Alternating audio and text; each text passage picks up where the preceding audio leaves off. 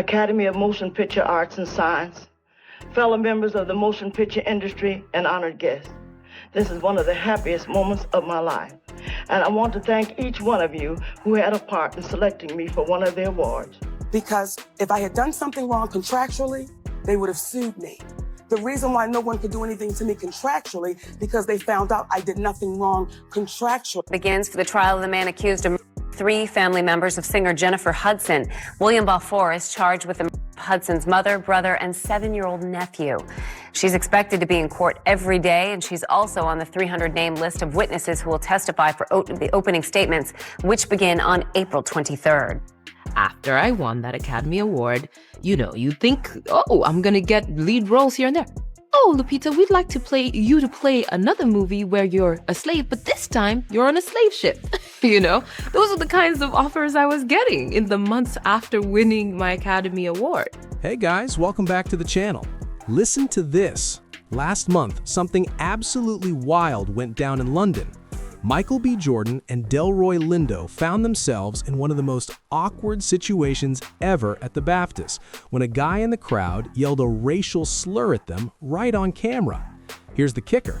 The whole thing was pre-recorded, so they could have totally cut it out. But nope, they left it in, letting the entire world watch. And there, Michael and Delroy stood, completely frozen, forced to swallow that moment in silence. Fast forward just 4 weeks, and the scene couldn't be more different. Same actor, same movie, but now he's at the Oscars, clutching that Best Actor trophy while the audience jumps to their feet, cheering like crazy. Girl, that kind of flip has everyone talking. Coincidence? Some people are definitely not buying it.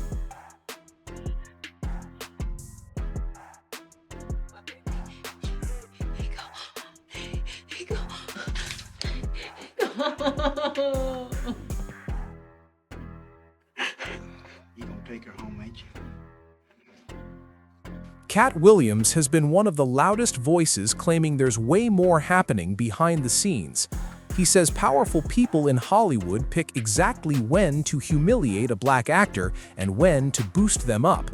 And if a moment feels too perfect, he's straight up saying it probably is. Online, the theories get even crazier. Some folks are insisting the Oscars aren't just about awards. They're calling it symbolic, even ritualistic.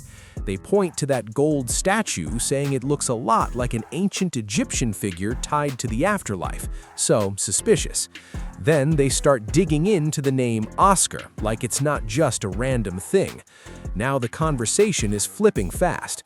People are openly questioning Michael B. Jordan's win, wondering if that public humiliation moment somehow factored into him grabbing that Oscar.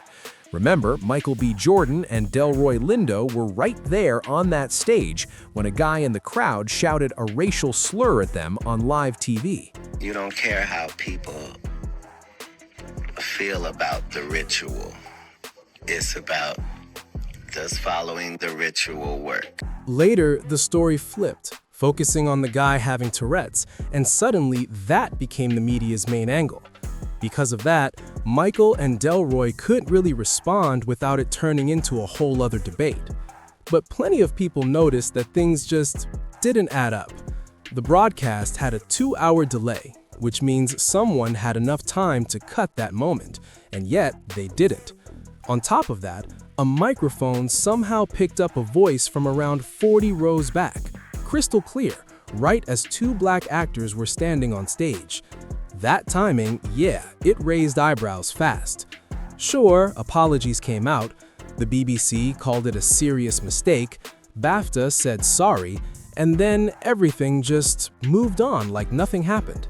But Michael B. Jordan had to stay there and take it live in front of the entire world. Even more wild, after all that, things went eerily quiet. Delroy Lindo did speak up, saying he wished someone had reached out to them after the incident. Michael? Not a word. Not one. Then, just 4 weeks later, he's on a totally different stage, winning his first Oscar for the same film, also his first nomination. And here's the kicker. This isn't the first time people have noticed moments like this. Think about Chris Rock and Will Smith. Both had explosive, very public moments that same night. This moment is that the BAFTAs were not streamed live, so they saw this happen in real time. Then when they edited together their broadcast, they decided to leave this in. Who gave you that name, and how do you think it shaped the man you are today? I'm a Babalawo, and my mom, when I was born, I got the name, fresh out the womb, and I just try to, live in that purpose, every day since. Then, not long after, Will is standing there holding his first Oscar. The chaos grabbed all the attention, but the win still happened immediately afterward. The contrast between those moments has people seriously questioning the pattern. All of this went down in the same broadcast, and Katt Williams is saying that's no coincidence. According to him, the industry needs big names to make moments like this hit even harder. And when something feels staged or too perfectly timed, he's saying there's probably a reason for it. In his view, the real decisions happen behind the scenes, where they pick exactly when to embarrass a black actor and when to celebrate them. Look at what followed that night. Will Smith ended up banned from the Oscars for 10 years. His career took a serious hit, and his film, Emancipation, didn't perform as many expected. Things haven't looked the same for him since. A Babalawo is a priest or diviner in the Yoruba religion. God is good. God is good. Last month, Michael B. Jordan and Delroy Lindo. Meanwhile, Chris Rock saw a massive surge. New comedy specials, sold-out shows, and major attention everywhere. That contrast, people are talking. Katt's main point is sharp and simple. Someone takes the fall, someone else rises from the same moment. So when folks look at 2026, they start connecting the dots. They're saying Michael B. Jordan faced that public humiliation at the BAFTAs, and then not long after, he's standing on the Oscars stage holding that award. Same pattern, different faces. That's what some are claiming. But what Katt is pointing to didn't just pop up recently. This conversation stretches way back. Hattie McDaniel became the first black actor to win an Oscar in 1940 for Gone with the Wind. Huge moment, right? But the role she played was heavily criticized for reinforcing stereotypes, which caused a lot of discomfort even then. On top of that, during that historic night, she wasn't allowed to sit with the rest of the cast at the main table. Even in a moment of recognition, there were clear limits on how she was included. They didn't even let her sit with everyone else. Hattie McDaniel was placed at a segregated table in the back of the room, despite making history that night. It was a win, but it came with a very clear reminder of the boundaries placed on her. Then, fast forward to 2002, Halle Berry. Hollywood is not really there to entertain you. Like, that's great that happens, but propaganda is something that is important to all civilization. To this day, she's still the only black woman to ever win Best Lead Actress at the Oscars, and that alone speaks volumes.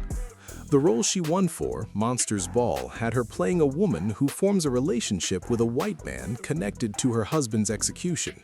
Yes, it was a breakthrough moment, but people still question the types of roles that actually get recognized. Then there's Monique in 2010. She won for Precious, playing a deeply abusive mother, a role that was heavy, intense, and hard to watch. But after her win, things didn't go how you'd expect. She spoke openly about refusing to campaign for free or play the industry's politics, and after that, opportunities slowed down dramatically. She had the Oscar, but she still ended up pushed to the sidelines. Circumstances are not, we see them as, oh, this is live. He said something about his wife and then he got mad and jeopardized his career. And then the other guy had to decide what he was going to do with his career. And then no, we have to understand that these are two giants in our field if you're a black person. Correct. This is two guys, too big and too good to be involved in what they're in. These are when two large boulders come together and you can't see Chris Rock winning at all. He's humiliated. If you were going to slap a comedian, he was the number one to slap, head of the coons, so slappable. And if you're going to slap him, you just need the greatest guy, the bestest guy, the one who's shown us him being on his best behavior since the 90s. That guy is the one that will have to slap him. In all of these situations, it's only the artist that's losing. Somebody makes big money. Then, in 2014, Lupita Nyong'o won for 12 Years a Slave. Another powerful, unforgettable performance, no doubt. But she later revealed that many of the roles offered to her afterward were the same type, tied to slavery stories. Even she admitted how limiting that felt.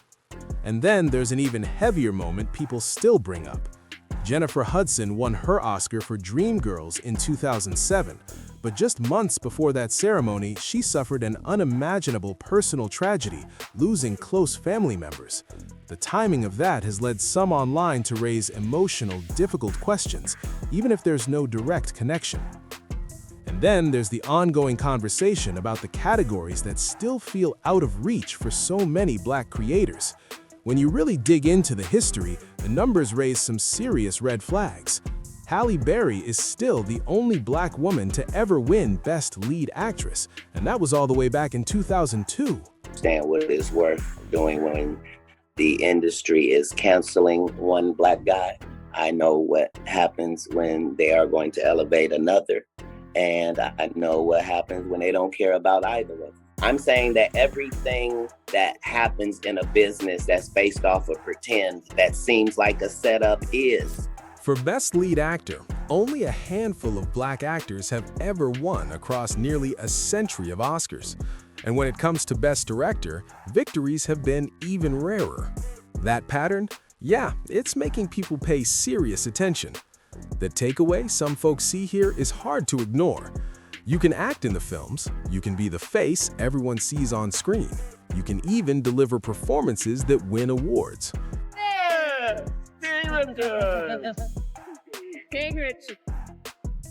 I am overwhelmed by what God is calling on me to do and be.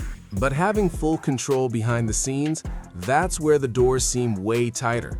That's the part that keeps coming up in these conversations. So when people see Michael B. Jordan standing there holding that Oscar, it lands as a powerful moment, no doubt. But then, voices like Katt Williams jump in with a question that makes you pause. What did it cost to get there? What did he have to endure before that spotlight moment? That's what some are asking. One moment in London felt awkward in public. Then, just 4 weeks later, a massive celebration in Hollywood for the same film, same actor. That contrast, yeah, it stands out to a lot of people.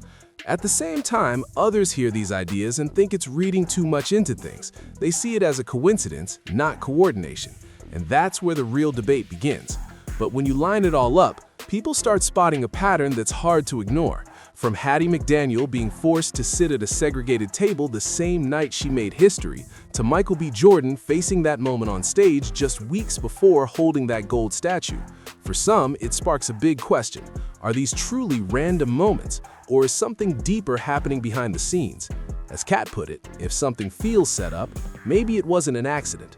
Now, it really comes down to how you see it. Do you think there's intention behind these moments, or is it just how things unfold sometimes in a complicated industry? And the Oscar goes to Michael B. Jordan. People have strong opinions on both sides, and nobody's holding back. I want to know what you think. Drop your thoughts below. Thanks for watching, and don't forget to hit that subscribe button for more.